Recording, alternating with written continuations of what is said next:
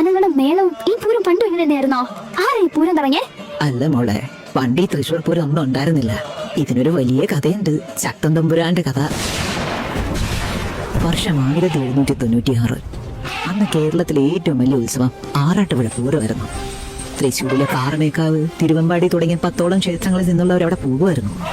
എന്നാൽ ആ വർഷം കനത്ത മഴ കാരണം അവരവിടെ എത്താൻ വൈകി വന്നതുകൊണ്ട് അവർക്ക് പൂരത്തിൽ പങ്കെടുക്കുവാൻ അനുവാദവും കിട്ടിയില്ല.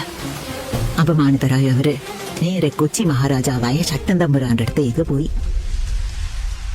മഴ കാരണം വൈകുന്നതിന് ഭഗവാന്റെ മുന്നിൽ വിലക്കോ. ഇനി നിങ്ങൾ ആരും ആറാട്ടുപുഴയ്ക്ക് പോകണ്ട. നമ്മുടെ വടക്കുന്നാഥന്റെ സന്നിധിയിൽ ഈ തൃശൂർ നഗരത്തിൽ നമ്മളൊരു പൂരം നടത്തും. കേരളം കണ്ടത് വെച്ച് ഏറ്റവും വലിയ പൂരം. പാറമേക്കാവും തിരുവമ്പാടിയും ഉൾപ്പെടെയുള്ള എല്ലാ ക്ഷേത്രങ്ങളും ഇനി വടക്കുന്നാഥനെ വണങ്ങാൻ ഇങ്ങോട്ട് വരട്ടെ. അങ്ങനെ ശക്തൻ തമ്പുരാൻ 10 ക്ഷേത്രങ്ങളെ പാറമേക്കാവ്, തിരുവമ്പാടി എന്നിങ്ങനെ 2 വിഭാഗങ്ങളാക്കി തിരിച്ചു. വടക്കുനാഥനെ സാക്ഷിയാക്കി അദ്ദേഹം അന്ന് തുടങ്ങി വെച്ച ഈ മഹാമഹമാണ് നമ്മളെല്ലാവരും കാണുന്ന തൃശ്ശൂർ പൂരം. മനസ്സിലായോ?